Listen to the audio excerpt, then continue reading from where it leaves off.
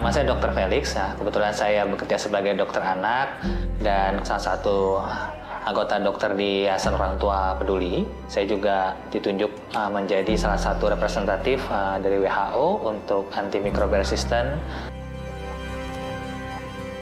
Kebetulan anak pertama saya mengalami menderita suatu sepsis. Sampai suatu waktu hasil kultur darah anak saya itu didapatkan Staphylococcus yang multiresisten dengan banyak obat. Pada akhirnya memang anak saya harus meninggal di usia 3 bulan.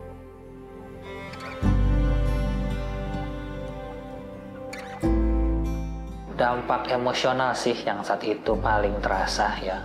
Dibombardir banyak antibiotik tapi hasilnya pun nihil.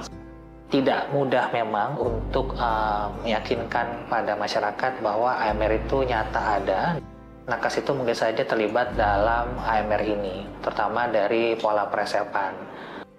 Memang komunikasi itu memang salah satu hal yang penting. Sebaiknya kita sebagai orang tua harus mau belajar, harus sama-sama juga men-searching, membaca. Sebagian besar infeksi penyebab demam pada anak-anak itu sebagian besar infeksi virus. Memang tidak membutuhkan antibiotik karena antibiotik hanya diberikan untuk kasus-kasus yang infeksi bakteri.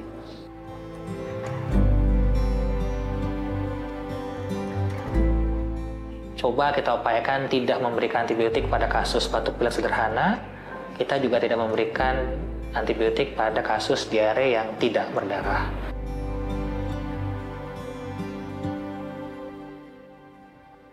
Memang dampaknya adalah akan membuat lama sakit lebih lama, akhirnya pun ujung-ujungnya akan bisa saja beresiko menimbulkan kematian. Pentingnya adalah sebuah regulasi, bisa meresepkan antibiotik itu dengan lebih bijak. Jadi memang regulasinya perlu ketat, tapi memang itu prosesnya tidak mudah.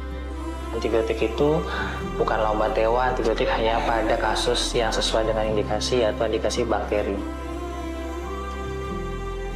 Kita harus bijak dalam menggunakan antibiotik.